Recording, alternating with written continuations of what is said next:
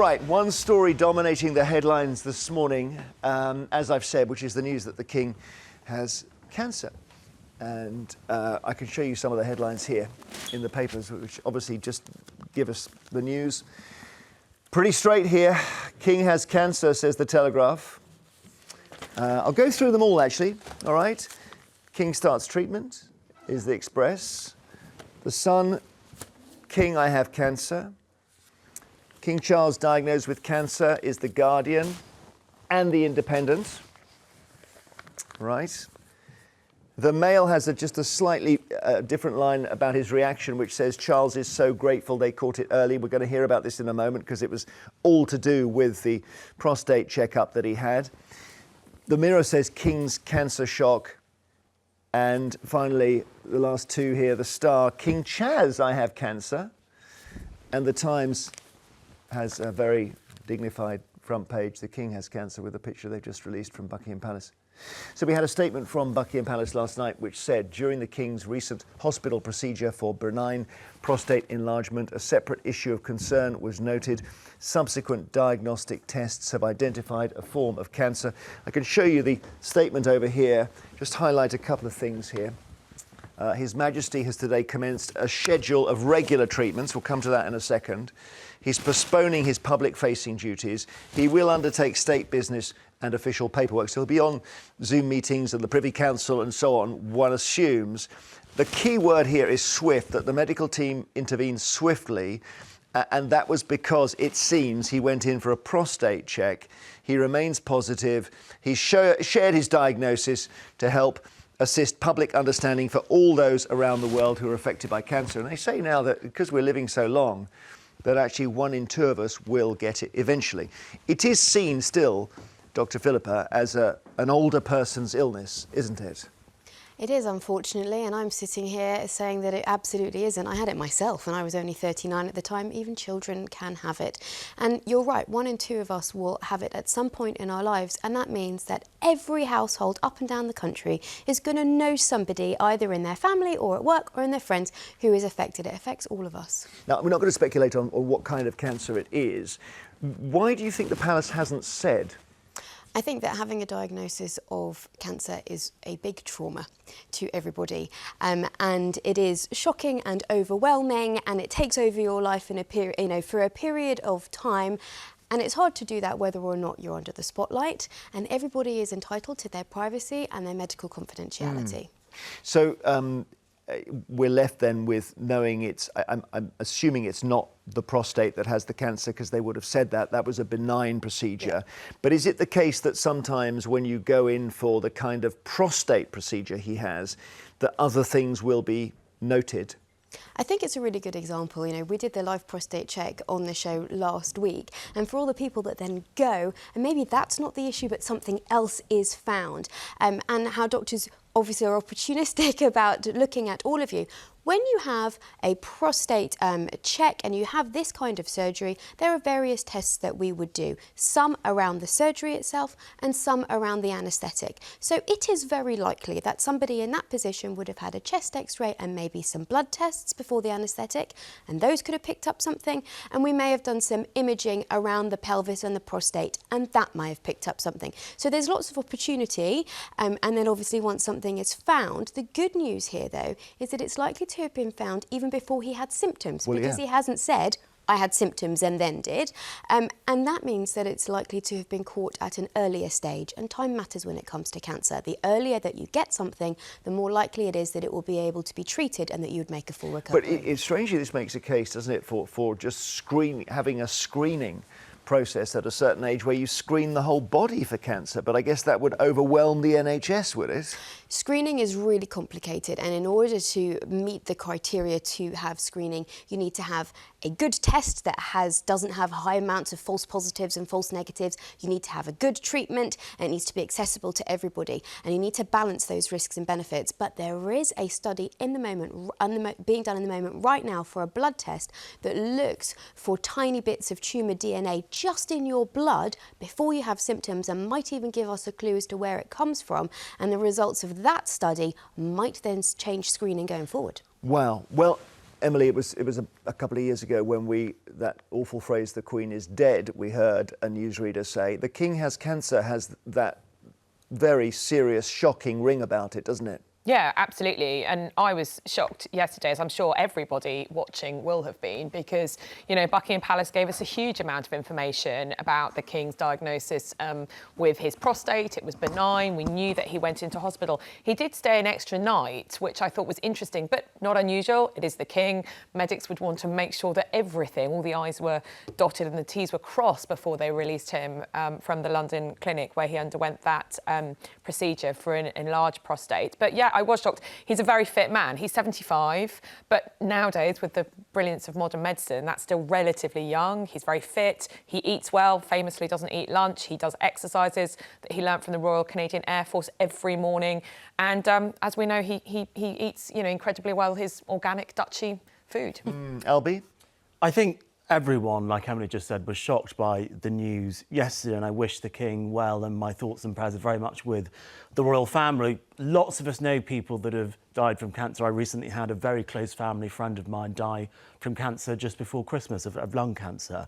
So this is something which has affected me and my family very recently, and I hope the outcome with the King is different. But I think one of the things that has been the most interesting for me is how different this King has dealt with a cancer diagnosis to the last King, who was of course the current King's grandfather, where the medical profession at the time withheld the diagnosis of cancer from the King himself, withheld the diagnosis of cancer from the medical profession and from the public. Whereas now we have a King who has come out publicly and said, "I have cancer." We're talking about it on a morning show, and hopefully it's going to start a national conversation about cancer, and particularly cancer that men suffer from. Simon Vigar, who's royal editor for 5 News, is at Buckingham Palace this morning. Simon, what will be happening within the royal family now? Hi, Jeremy. Well, the King is in touch, regular touch with his brothers, his sister, and of course William and Harry, who is on the way here. And a senior palace source has told me that the mood is positive. You mentioned that word earlier on. The King is positive, and the doctors are. They hope that they have caught this early, and he's undergoing a regular schedule of treatment. But he is an outpatient, so he's at Clarence House just over the road, his London home. And yeah, the mood is positive. It's obviously serious. It is shocking, as Emily said, but he's not incapacitated. We saw him walking into church at Sandringham on Sunday. And on the specifics, the source told me that they're not saying they will never reveal what sort of cancer the King has, but they're saying not at the moment. That remains private, and it's very early days. So they're not saying never, but just not now. And the arrival back in the UK of Harry has prompted some people to say there may be a reconciliation here. Yeah, that's right. I mean, he obviously was here, and it was literally a flying visit for the coronation in May. He took his seat in the Abbey, and then as soon as the service was over, he was back to Heathrow and then flying back to California. There was no meeting there. He didn't come back here to the palace, for example, so that was very sad. They are in touch by phone. Clearly, he did speak to Harry on the phone to tell him about this. But, you know, there's still a lot of repairing to go, and maybe this is the event where that healing begins. So, yeah, Harry on his way back here. In terms of engagements, Jeremy, Princess Anne has an investiture at Windsor Castle later on this morning. She's in Nottingham this afternoon. William due to return to royal engagements after his wife's stay in hospital, with an investiture at Windsor tomorrow. And in terms of the health side of things and the privacy, they're saying not now on the specifics, but as Albie said, this is a generational thing. The Queen and Philip didn't like to go into details. You know, Philip was in hospital 10 years ago. We were never told exactly why he was in hospital, and he went on to live for several more years. And the King's father, George VI, he wasn't even told that he had cancer, even after one of his lungs was removed. So this is a very different front foot approach from the palace. Thank you very much indeed, Simon Weigart, our correspondent at Buckingham Palace. Just before we let you go, Dr. Philippa, we know about radiotherapy, chemotherapy. There's also immunotherapy now. They've got a whole load of weapons to deal with this. We have radiotherapy, which uses radiation. Chemotherapy is the word for using medication, be that orally or through your veins. Immunotherapy helps your own immune system target a cancer. Hormonal therapy uses either blocks hormones or, it promotes hormones to treat a cancer.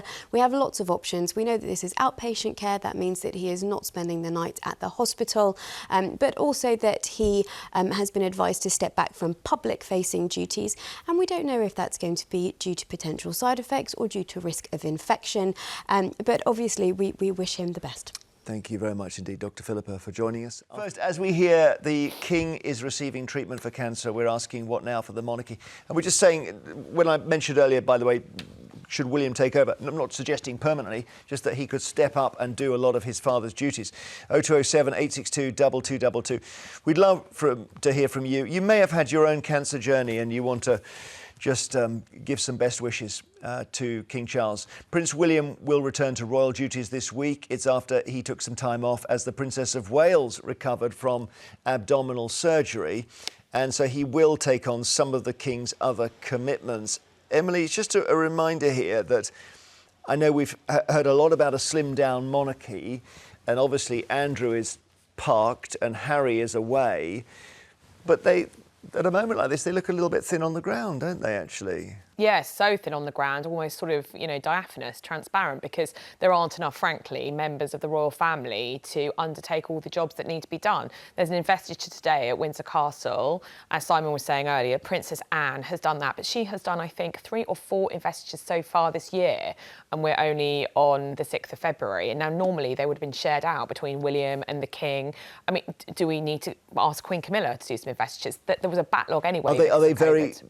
This is not asked with any side to it, but are they very difficult investitures? Do you have to get heavily briefed the day before and so on? Well, I've been to them. You have about 50 or 60 people who are getting their OBE, their CBE. Sometimes they are particular royal medals of merit, the members of the Royal Victorian Order. And for every person who the member of the royal family or the monarch greets, they are, it's a very special moment for them. They need to know who they are. That's what they need to know who they are. They have an equerry on their shoulder to be able to say, sir, ma'am, this is the next person, and they are Jeremy Vine, very famous TV presenter. He also, loves cycling, etc., etc. So you can have that moment with them. But yes, I mean, you have to be absolutely up on your brief. And I would say for any member of the royal family, they always have to be. They have huge briefing notes that they read in the car, in the plane, in the helicopter before they go, because the whole point of monarchy, and William and the King take this obviously very, very seriously, is that it's not about you. It is about the charity that you're visiting, the person that you're speaking to. For every person you meet, it's probably potentially going to be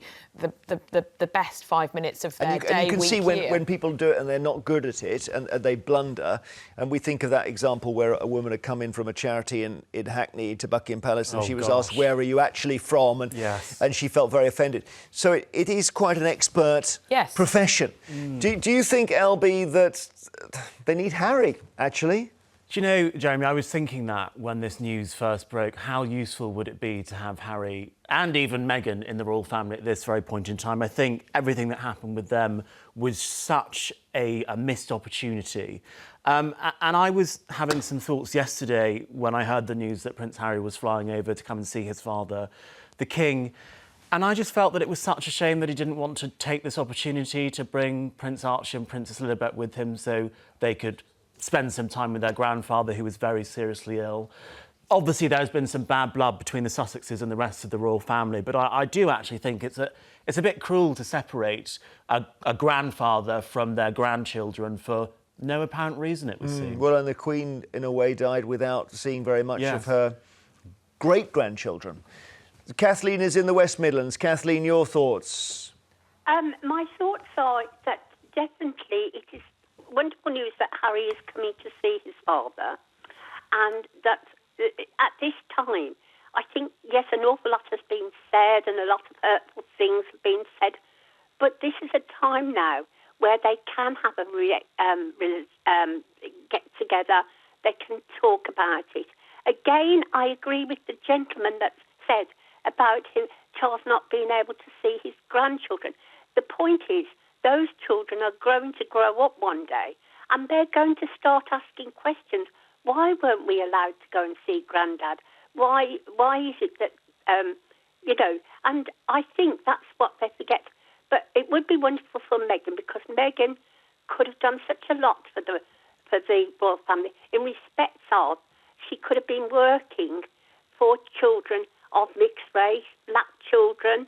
She could have done such a lot. She could have made that she was given, I believe, patron to the theatre, which is what she understands and knows about. She could have done so much good work for the royal family. She had the opportunity there. I'm not belittling her, please don't think that. But I think she has missed her opportunities to come out and talk about the things that she is interested in. I don't know. Anyway. I mean, I'm now I look back on that whole mess. I can't even remember really where the trouble started. She didn't like the coverage of her.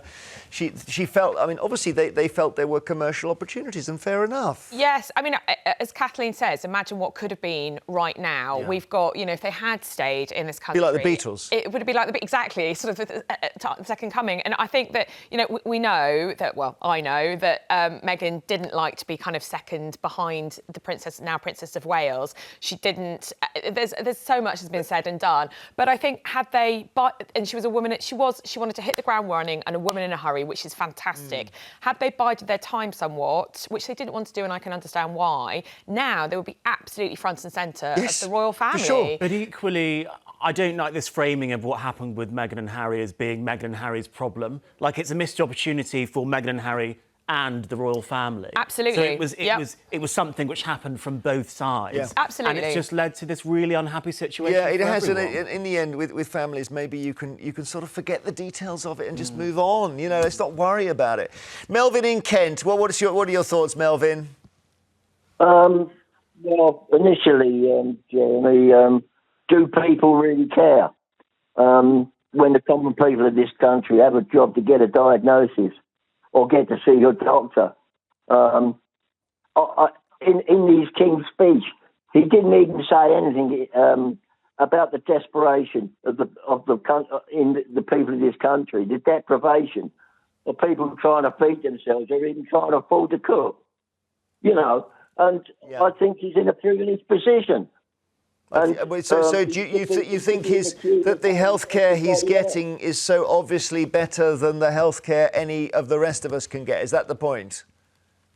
Well, yeah, and it would have been nice, like I said in the King's speech, that he said something about the desperation or deprivation of the people trying to feed themselves or even trying to cook, and to be able to afford their electric and gas and things. What about Melvin? He's using this to help us understand cancer, and that's good, isn't it?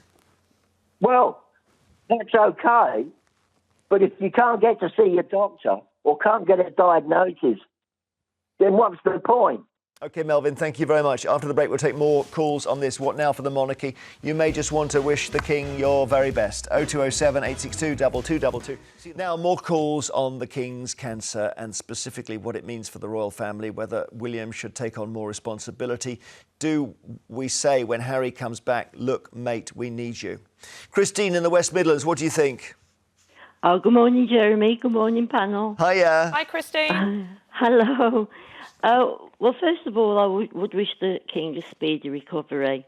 I was a trained nurse for 45 years and 17 years on a urology ward. I'm sure that he will be absolutely fine, but I still think that he should start preparing William now to be king in a couple of years' time, just simply so that he can have some quality time with Camilla and the family and the grandchildren. I don't feel he should go on like his mother did forever and ever. How interesting. So you think there should be almost a retirement date set? Yes, I do. OK. Yes. That's not the way it tends to work, Emily, is it? No, I mean, Christine is entirely right, in my opinion. And when you look, Christine, at European monarchies at the moment, that's a real kind of trend that we're seeing. Was it Denmark? The Queen of Denmark, Queen Margrethe, handing over to her son Frederick. We saw the King of Spain. I mean, he was disgraced, but that's another story. Hand over to his son Philippe. We will see, I think, increasingly the kings and queens of Europe handing over to their heirs. Will Charles do that? I think, Christine, it's very unlikely, because if you look back to the speech he first made as king, that very first speech, the night after the death of his mother, he said effectively the same thing as his mother had always said: by the grace of God, I will continue until his boss, God, calls him to the great palace in the sky. So he's kind of already set out his story. Yeah, and Christine, it's that thing where there aren't many ex-kings around, and the idea, I hear what you're saying, because he spent most of the first bit of his life waiting. Why would he retire now? Well, I think he should. I think he should think of his son, because at the end of the day, if William is prepared properly, then he can sort of continue the role for 20, 30, 40, whatever, how many years he lives. You know, I think it's this waiting game that's the problem. You know, I think personally, I think the Queen should have retired and given Charles longer to settle himself into the role. To be honest, Albie, Christine, don't you feel that if he doesn't step down, that is King Charles thinking of his son? Because once Prince William becomes the king, that is his family life over. And that means he'll have a completely different relationship with his very young children. I think George is 11 or 12, and the other two, Charlotte and Louis, are even younger. A very different relationship with his wife. So do you not feel that King Charles staying on for longer is actually him thinking of his son? Yeah, yes, you could put it that way, but I think preparation and getting into the role at a younger age when you're fitter may be the key. All right, Christine, thank you. Thank you so much. I'm just going to take a couple more calls, if that's OK. Michael in Fife, what do you think? Hi. Yes, I have just recovered from a cancer operation, which was I had a part of my bowel removed, and chemotherapy for 12 weeks after that. Now I'm absolutely fine. The only way I found out that I had cancer was, you know how you get your test every 2 years for your poo? Yes.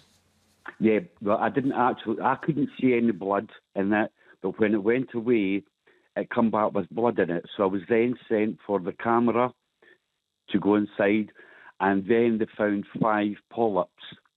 Now, 4 of them, they were able to take away there and then because there was nothing wrong, but one of them had cancer in it.